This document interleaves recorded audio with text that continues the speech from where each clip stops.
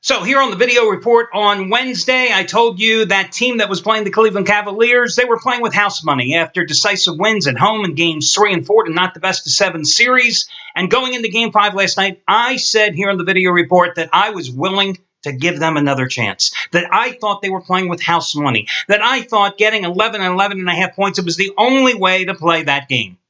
It's a damn good thing it was a free pick, and my best bet was on the Red Sox, which I won again last night as I hammered Colorado 10-3, another top-rated 15-dime best bet winner, number, 6 of the last 8 days cashing in? Because money is money. It doesn't matter which sport you're betting. A win is a win. And listen, I am so damn glad it was just a free pick yesterday. But in thinking about that, I've decided from this point forward that we have to refer to that team last night in a new way. So give me just 1 second here. Got my little red Sharpie. Yes, from now on, that team will be known as that. Or maybe it want to be that. Either way, we will not mention that team. We will not bet that team. We will not discuss that team because that team is a fraud. That team is a joke. Also makes me wonder how the hell the Cleveland Cavaliers lost games 3 and 4. I mean, what did they do? Come back to Cleveland, drink the magic water? Is there some magic elixir in the Cleveland water system? I mean, did Kevin Love suddenly decide, hey, I'm going to play great last night after stinking up the joint in games number 3 and 4? But more importantly, it's time for these guys to be eliminated. So Cavaliers, you got to do it in game number 6 because from this point forward, we will only refer to that team as this. This isn't like Prince's symbol. This is, the new symbol for that NBA team. A team of frauds. A team that has just perplexed me throughout the postseason. Yes, that team. So we move forward tonight with another series which has also been perplexing here of late, unless you've been betting the Oklahoma City Thunder. That's for damn sure. Listen, you're getting the Thunder at 7.5 points tonight. Again, I think the best bet is in baseball. And to me, it doesn't matter what sport you're winning as long as you're winning. That's the bottom line. And it's been such a tremendous baseball season for me. And it's been a good NBA playoff season with my premium plays as well. But I just don't see the point in investing in this game when I feel so much better making money in baseball right now. You got to, as I always say, you got to dance with the girl you brought. And right now, that's Major League Baseball. So, with last night's win by the Cavaliers, the favorites finally get back on the winning side after 4 straight underdogs, 4 straight home dogs getting those outright wins. The favorites are now 12 games over 500 throughout the postseason, but just 4 and 5 in the conference finals. But the conflicting trend is this. The home teams are 8 and 1 against the spread in the conference finals. 8 and 1. Does that mean you're going to jump on Golden State tonight? I don't think so.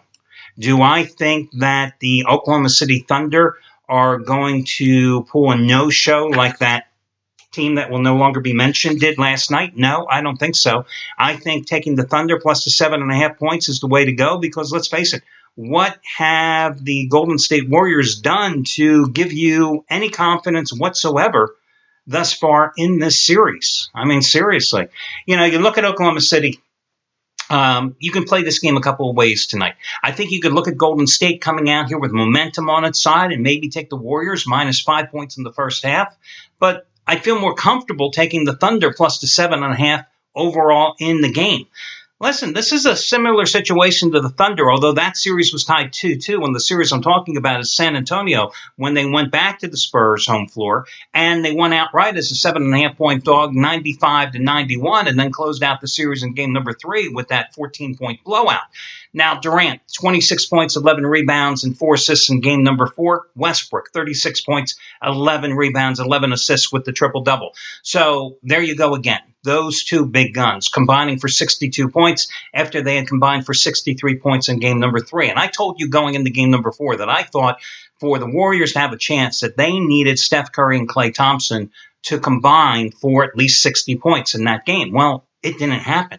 Steph Curry, another subpar performance shooting-wise, 6 for 20 from the field, 2 for 10 with 3-pointers, finished with 19 points. Now, Klay Thompson at one point reeled off 18 straight points in that third quarter for the Warriors, but he finished with only 26. So again, you have their two big guns only scoring a total of 45 points in game number 4. And Curry has certainly not gotten much support, and neither has Thompson. You only had one other double-digit scorer in game number 4, and that was Harrison Barnes with 11. Draymond Green, missing in action. Somebody put out a distress call for Draymond Green. He is just so out of it, so unfocused, and you can see how it has hurt his team throughout this particular series. 1 for 10 in Game 3 was 6 points. 1 for 7 in Game 4 was 6 points. But then again, we have to point fingers all the way around. Andrew Bogut has averaged 3 points and 4 rebounds in 14 minutes per game in this series. He's only taken 8 shots. He's had 13 personal fouls called against him, however. And is Curry right? You know, there was a Yahoo report out there which said that Curry is only playing at about 70% since he's come back. Could it be right? I mean, is it? Between the knee and the ankle problem? Maybe.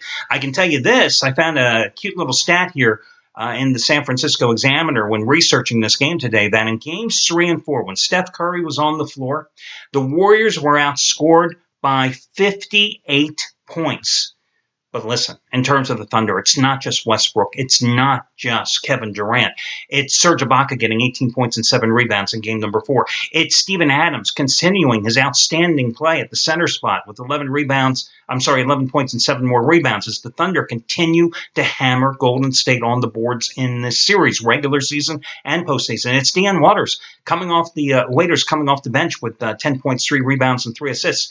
It's Andrew Robinson, their shooting guard, who's been left pretty much open because the Warriors have decided to try to double team either Westbrook and or Durant at different times.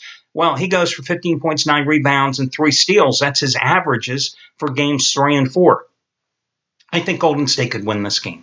I think that this is, the champion doesn't go out with one last flurry. I think the Warriors can certainly win this game tonight, but again, do I feel good about either laying 5 points in the first half with Golden State, or would I rather take Oklahoma City plus the 7.5 points for the entire game? My choice is the latter, so Oklahoma plus the points. That is going to be your free pick here for tonight. In terms of the total, let me just point out that 3 of the first 4 games in this series have stayed under the posted price. 5 of the 7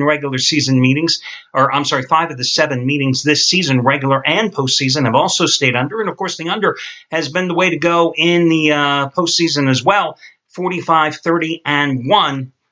But, again, I think Oklahoma City plus the points is the better option here in this particular game. Your other complimentary play, I am going to go with the Kansas City Royals. They are a 150 favorite tonight against the Chicago White Sox, who, after breaking out of the gates so quickly this season, have certainly floundered here of late. They have lost 11 of their last 15 games. They just wrapped up a 3-7 homestand by losing yesterday at home to the Indians. Meanwhile, Kansas City took 2 out of 3 at Chicago to open a 6-game road trip in which they won 4 out of 6, despite yesterday's loss to Minnesota that capped that 6-game stretch.